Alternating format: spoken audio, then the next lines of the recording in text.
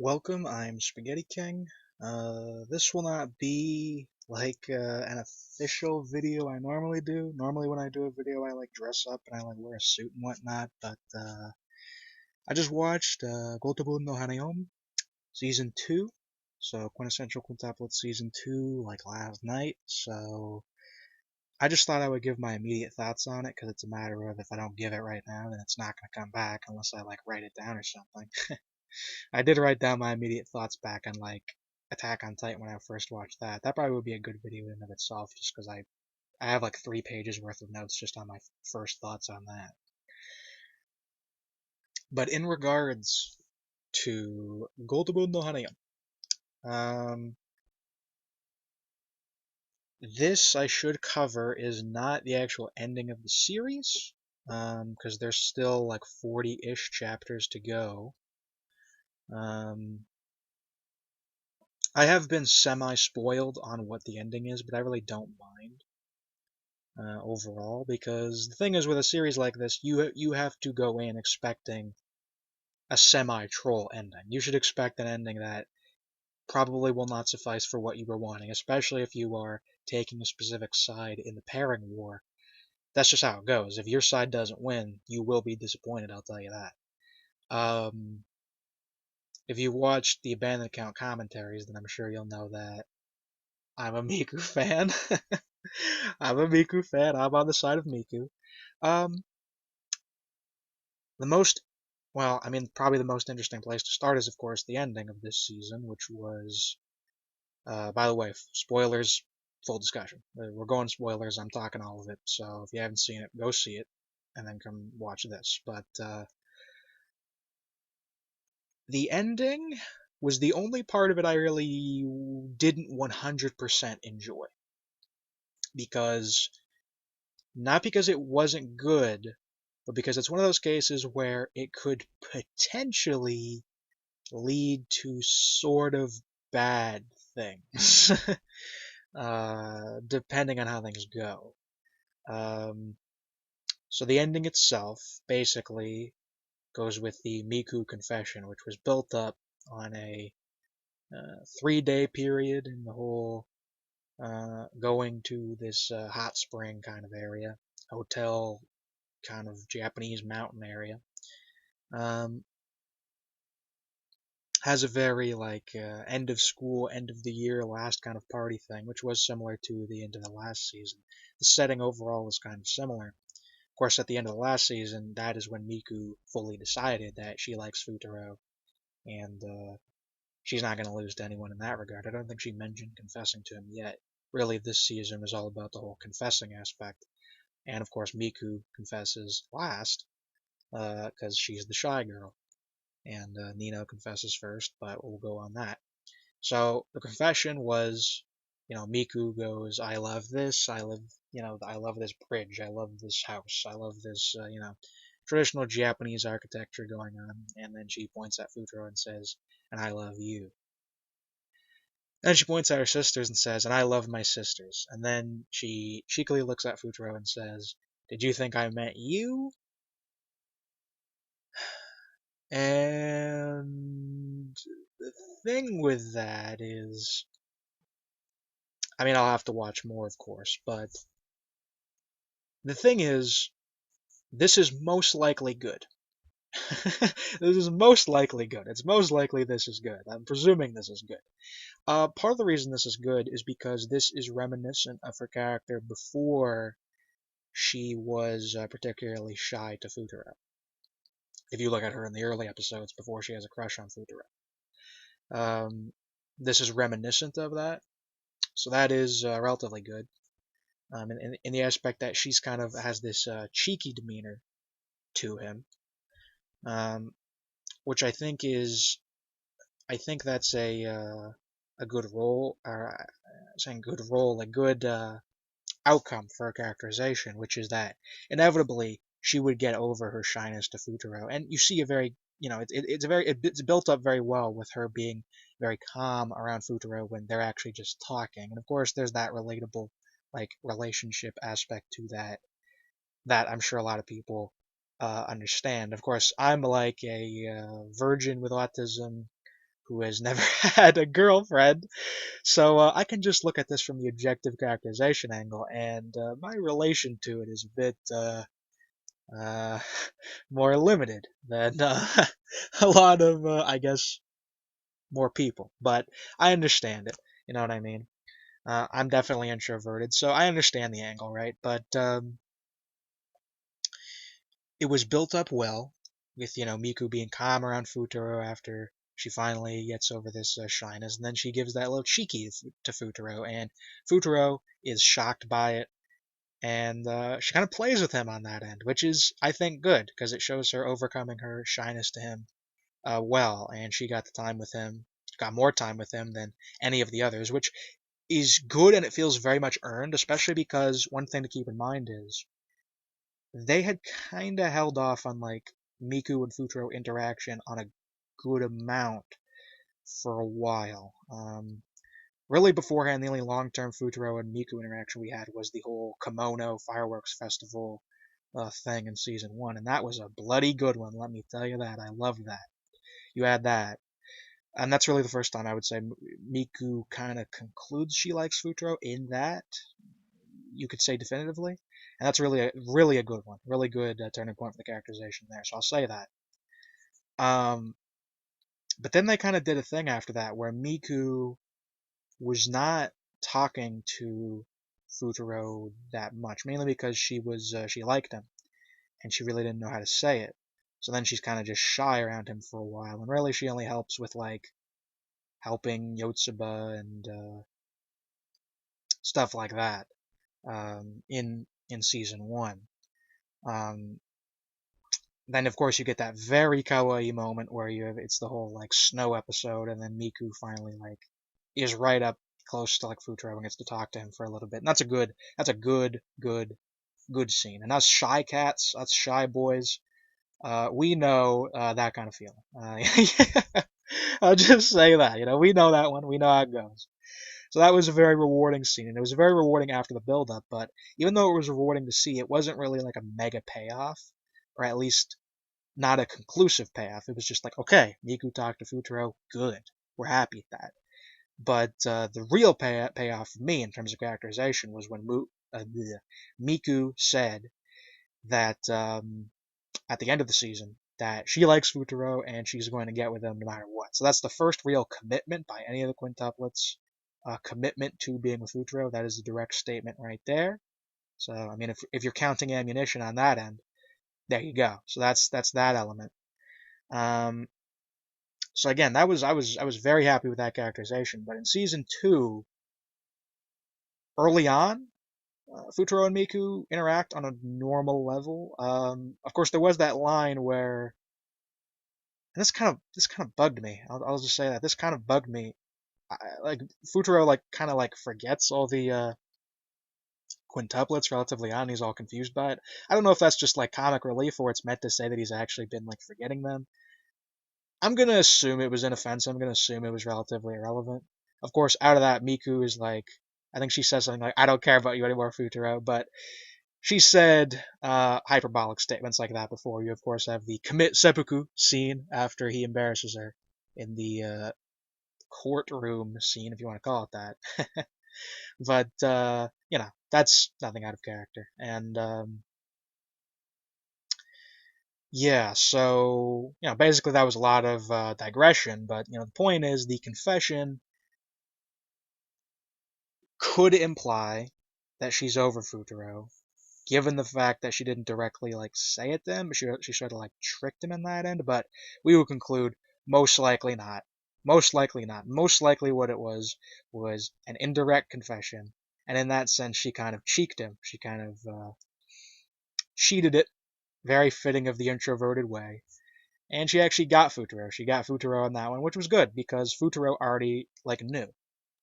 So she got a one up on him, which is good. And she was forgiven by the other sisters and got extra time with Futaro, which really was the first extended time for the most part with Futaro, except for Ichigo. Ichigo had actually had the most long-term kind of time around Futaro relatively throughout the series before. And that was the first time where we really got a long-term Miku and Futaro together talking. And it was rewarding and it was deserved. And after Ichika became basically like a cheater, I'll say that, she starts lying and whatnot, which more on that in a second. It felt very deserved. It was very great to see, especially considering, this has been built to with Miku for the longest of any of them. So here's the thing. I'll say this, because I haven't read the manga, so, say what you will. I'm semi-spoiled on the ending, and I expected like an inconclusive, unsatisfactory ending to begin with, because I'll tell you this, if you're asking me in terms of characterization, the only ones who I think would actually deserve to be with Futaro is Miku, of course. Maybe Chika. Maybe, but kinda no, but sorta. And then Nino, sorta. And as of right now, Itsuki and Yotsuba just simply don't have the development. But because of plot elements that have come in, they are the most likely to end up with them. Now, Itsuki already seemed like the most likely one to begin with, considering she's kind of like the main quintuplet. They're the first to interact. And she has the most varied sentiments to him throughout the series, I can say that. I will say I was really I thought it was very well how they actually handled Itsuki, because basically what they did in this season, what I'm presuming is they developed the three quintuplets who are going to be ignored for the rest of it, who are not going to get the proper. I shouldn't say the proper, but they're not going to get with Futaro basically. Like at this point, it's very unlikely that the three quintuplets who actually confirmed like Futaro will end up with him. That's Nino, Miku, and Ichika. So for that reason, this arc was mainly spent developing them, developing that aspect of the conflict, and in the end, Miku got the most respect, which I think was most appropriate. Um, there's definitely room for the others to develop from there on. It's mainly going to be Yotsuba and Itsuki from this point, just simply because they have been developed in their relationship with Futaro the least. Of course, it ends with the whole uh, Itsuki under the bell thing. I was semi-spoiled about that. I don't actually know about that, because I heard a spoiler about that a long time ago, so I don't remember it in detail. But the point is that could actually just be Yotsuba dressed up as Itsuki, and I kind of get the feeling it is. And if I'm predicting the ending or something, well, I've done it before, so that's not the first time I've predicted the ending. But yeah, I will say that the presence of Rena in the plot is, for me, I believe will likely just be mostly a scapegoat for Futaro to marry Yotsuba. I'm thinking that's most likely the outcome, because it's been confirmed by the anime that Reina is actually Yotsuba, which doesn't surprise me. I said it most likely probably would have been Ichika or Yotsuba in terms of my own estimation there before it was revealed, but now that it is the case, it makes Yotsuba honestly one of the most likely. Which, the thing is, if that were not revealed, it would actually make Yotsuba the least predictable, simply because Yotsuba has received the least character development overall. That's fine. And it's like, the thing is, Yotsuba is the least offensive option. One of the reasons I said it's most likely, I said traditionally, but when I'd only watched season one, I said, if you're talking about reasonability in terms of characterization and in terms of compatibility with Futaro, I would also regard, if you ask my opinion, Miku makes the most sense on a reasonable angle of simply looking at characterization, character setup, character development, character interaction. But if you're talking about reasonability in the angle of the fact that this ending will be controversial no matter who is chosen, Miku becomes far less likely because of controversy. Itsuki is an inoffensive option, kind of an expected option. Yotsuba is also a troll ending, and troll endings, especially for a harem, are quite common because, it's just a joke. Who cares? We don't need to raise these stakes, and that's how it goes. A lot of endings tend not to really pull the stakes to their highest point. They tend to try and just, make a conclusion that doesn't make you cringe, which, to give credit, is good enough on its own, because an ending is incredibly important. I mean, let's keep in mind, at the end of this season, I had just the slightest bit of distaste regarding the ending. And again, not because it's bad. I mean, all the characters are characterized excellently, as I would want. But just because Miku said something that was kind of... It's not implying exactly what I'm looking for. It kind of worries me just a little bit. Just going off with that little slight bug in you hurts the ending. When a series goes off and you go off just slightly ticked, it makes the entire rest of the series seem worse, even though it isn't in comparison. And it isn't, because I'll tell you this. Characterization on Season 2 was excellent. I loved it. Um, yeah, so I've talked about Miku. I think I've established that appropriately. So really the main thing else I had to talk about is just Ichigo and Nina, which I think is more simple. Granted, Miku had, I guess what you would call, her development was not consistently throughout the arc. Rather, she simply had a goal and then attained that at the end of the arc that she consistently kind of worked toward off screen, because Miku was already primarily developed in season 1. Her character goal was already established. We already knew what was up with her. So when we get these kawaii scenes with like Yotsuba licks the like cream of his cheek or whatever, and then Miku's mad. We already get what's going on there. They can already put in those fan service scenes and just kind of give it to us, and we can just enjoy it on that basis because we already know what's up with Miku, and that's good. What would be bad is if they just for some reason abandon that. No, they keep it that good. And the key with Miku is stepping it up to the next level with what she wants to interact with Futaro. Good. Absolutely perfect. What we want. Now, Ichika also had really good development in season 1. I've said the best characterization in season 1 was Miku and Ichika, and I've said that. And I think Ichika is very interesting because, of course, especially what they did here, because the thing is, Ichika before used underhanded tactics, I guess disguise tactics, beforehand to try and aid Miku to get with Futaro. Initially, Ichika was on the side of Miku getting with Futaro, which was very kawaii and very wholesome, and I loved it. Now, on the other hand, she uses these tactics selfishly to try and basically like hurt Miku's reputation, which leads to the climax of this arc. And the thing is, like when I saw it, I was rather disappointed in the character. Granted, the good thing is, if you're going to introduce lying like that, then it has to come with a cost, relatively. There should be a karma for a character lying normally, and in this case, it was felt and it was deserved. Especially so considering Miku is the one who got with Futaro in the end. I think that is the most kind of like just outcome in that sense, and it was decided by the characters. Again, this is largely a character-driven series, so makes sense in that context, and I very much approve of it. And of course, Ichika, asks for Miku's forgiveness at the end, cries and whatnot, which feels very good, especially considering they were on much better terms at the end of season 1. Very much good mutual terms, and you had that kind of downward spiral arc. And Ichika deserves not to be trusted by Futaro after her lying. I mean, she honestly does.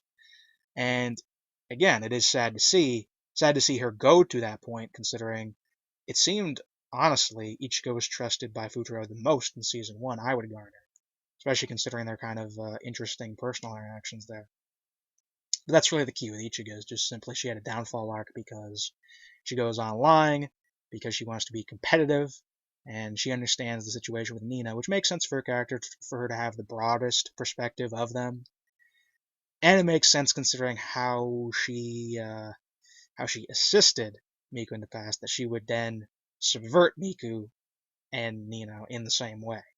So I thought that was very fitting. I thought that was very good. I approved of that completely. Now, last is Nina, who was the main character who got a shift in their characterization in this arc. This was good, and the reason is because here's the thing. It's never easy to have a character that like hates another character and then suddenly falls in love with them. Granted, doing it with a female character is relatively more believable than a male character because bad boyism and other elements, and women say what they don't mean and these kinds of things. You can imply things like that easier than with a male character relatively. But that notwithstanding, Nino had basically kind of had contempt relatively for Futaro before, and the only reason she ended up liking him is because of Kintaroku, I believe his name is, which was basically edgelord Uesugi back in the day with like the bleached hair. Because if you're Oriental, if you want to be an edgelord, have blonde hair. It seems to be the opposite for white people, but anyway, that notwithstanding, she likes Kintaro-kun, and then she discovers that it's actually Uesigi, and that's good. That's legitimate, and what it does is it makes her idealization not accurate, but it also makes her liking Kintaro-kun, I like pronouncing it like that, be possibly able to manifest onto Futaro, but not necessarily. That is up to her decision, and in the end, she decides rather quickly that, okay, you're the guy I like, basically, right?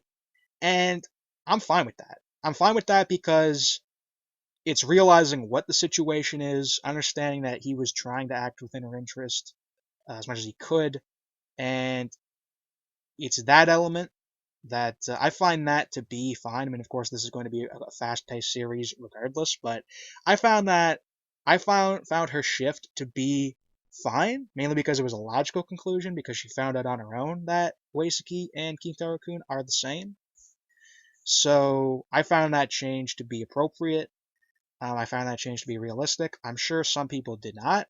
I'm sure some people love it even more than I do, because I know they're Nino fanboys, and I mean, in my commentary, actually, on the random account, I actually kind of said that I thought Nino had the worst characterization. I will want to say that when I said that, I had actually not watched season 2 yet. So, in regards to if my opinion has changed, the answer is we'll have to see what they do with Yotsuba. I think Itsuki's characterization is better overall, even though her arc is not completed. Just because, I'll get on that in a second, but Yotsuba just simply has not been fully characterized at this point. So if they actually characterize Yotsuba better than Nino, then I'll say Nino has the worst, but at this point, Nino has simply been developed more. Back in Season 1, that context was not as yet established. Now that it is, Nino has just simply received more characterization. Therefore, I can't really say the statement with as absolute terms. But if we're going to talk about the characterization I like, if we're talking about preference and not content, then, well, I've actually preferred Yotsuba's characterization so far to Nino's in terms of the execution of it, which is that Yotsuba was being basically, she was responsible for the quintuplets going down to basically a lower status of school. They're kind of like lowering social conditions in that sense, social status in that essence is she blames herself, rightfully so, in a multitude of regards. Um, so she takes less participation in these quaint lovings of the other quintuplets on Futaro for that reason. And I find that fine. I find that good. I find that fitting. I found the, oh, bloody, what do you call it? The Ferris wheel. Oh, man, I kind of don't get out too much. But that scene, I found that fine. I found that appropriate. I found that fitting for the character. So if we're talking about execution, the type of characterization that I like, I would probably say I like Yotsuba's more in terms of its type. But in terms of the content overall, I prefer Nino because we've received more. If Yotsuba is not really appropriately characterized at the end of it, then I will say that Yotsuba has the worst.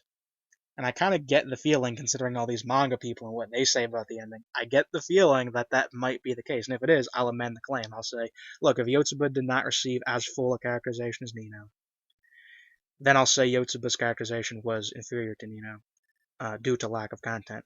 But I do like where Yotsuba's arc is now.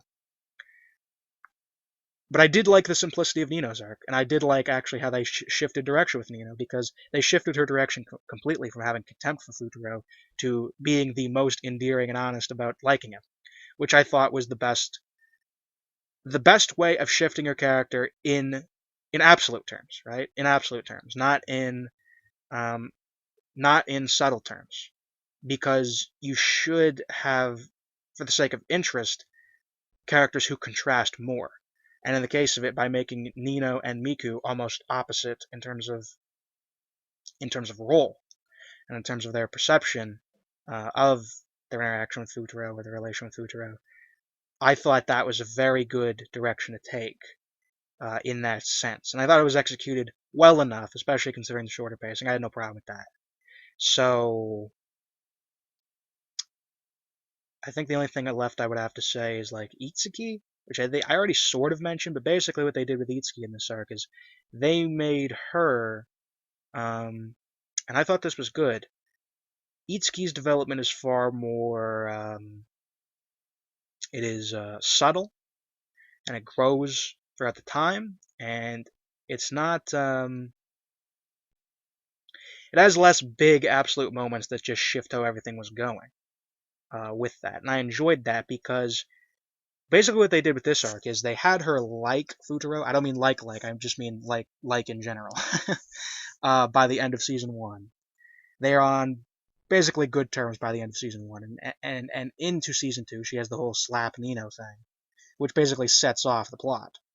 So she defends Futaro, and that is the first moment. It's the end of the whole Nino overprotective angle, and Nino develops by like cutting her hair and not being the last of the sisters to remain the same in that sense, as she puts it.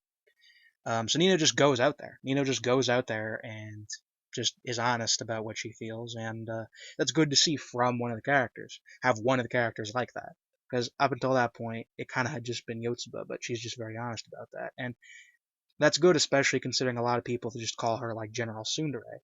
And let's be clear, that's the opposite of a tsundere. Okay? Like a tsundere is hard on the outside, soft on the inside. Which means they lie about what they actually externally think. Nino was not on that, this arc, not at all. And I thought that was good and appropriate. But Itsuki was kind of like the wingman in this arc, basically, where she had not concluded she liked Futaro. She was interested in the backstory of Futaro, and in that aspect, the main real plot element was the competition between Ichika, Miku, and Nina. In that sense, and they make it dynamic, of course, by having Nino come to it last, but confess to Futaro first. So you have that element. And that was very appealing, especially the unpredictable angles of it. So I was a fan. I was a fan of that. I was a fan of how that went. And holding off Itsuki and Yotsuba until the end like this means that their arcs have to pay off the most. That's the thing. The Miku confession was a good payoff. And just Miku being around Futaro was a big payoff. Because keep in mind, it was a big thing just when you had that whole igloo thing. Miku and Futaro just talk. Now it's a whole day of talking. Now you have that confession. Now the stakes are up. And what that means probably is, I'm predicting, those 3 characters that I mentioned, Miku, Ichika, Nino, their character arcs are mostly over by this point. There's not much more to flesh out with them, and there's no need to if they aren't actually going to be the ones that end up with Futaro. So the audience has been given respect on the end of those characters. The key thing is keeping them interesting and relevant, and the main characters to flesh out at this point will be Itsuki and Yotsuba. And the author did a good job of holding off Itsuki's development, developing her in terms of her wanting to like be a teacher and whatnot, while at the same time keeping her liking Futaro in reserve, keeping that off the table in explicit terms, which was good, because it made the conflict between the other 3 quintuplets, which is the primary interest of this arc, most interesting. It highlighted the interest, which is good. And Yotsuba also received the least development here, so if she does end up with Futaro, which seems like the most likely positive at this point, again, very likely to be Itsuki or Yotsuba, then that has to be good characterization. That has to be good, especially considering Yotsuba has basically received the shortest end of the stick on characterization, character development at this point. So you'll have to do a good job to actually conclude it well. And I don't know if that's going to happen. I don't know if that's going to happen. But hey, the Miku hug scene was enough, right? It was enough, right? Honestly, even if it's a troll ending, I'm still a fanboy of this series in the end, right? So it's already done enough for me to kind of just enjoy it unreasonably anyway. So as far as I know, there's not going to be a season 3. As far as I know, season 3 will be a movie. So it's a movie adapting 40 chapters, which is always kind of unreasonable. I mean, 52 chapters is a year's worth of chapters if the series is weekly. So the movie will have to cut corners. At least, though, the only characters left to majorly develop, again, is Itsuki and Yotsuba, so you'll have to cut corners on the key characterization for the end, but relatively, I think what needed to be developed, what needed to be characterized the best in the most detail, already was done, so I'm thinking it will be a good result anyway. I'll have to, like, buy the manga of this, but, yeah, that's my conclusion. That's my initial thoughts on it. Um, so as of right now, still very good. The ending is good. Like I said, the ending is good. That was a good. Ichika even got in like a smooch on Futuro, and that kind of pushed Futuro more. Which again, I've said, Futuro and Ichika does have some ammunition on there, so the ammunition was pushed. But good conclusion, fitting. I thought the characterization was all on point. The only problem the ending possibly has is that it could sow the seeds for something maybe worrisome. But if it doesn't, then it's absolutely good, and I really have nothing to say about it other than like Miku fanboy nitpicks, which would be unreasonable. So I'll just leave that. I'll just leave that. That's my thoughts on it. Sorry that I can't give you a recording of me, but I'm just kind of winging this. You know, so that's what I have to say. Thank you very much for watching, and the map will come and before I become a zombie, so it's coming. Thank you. Goodbye.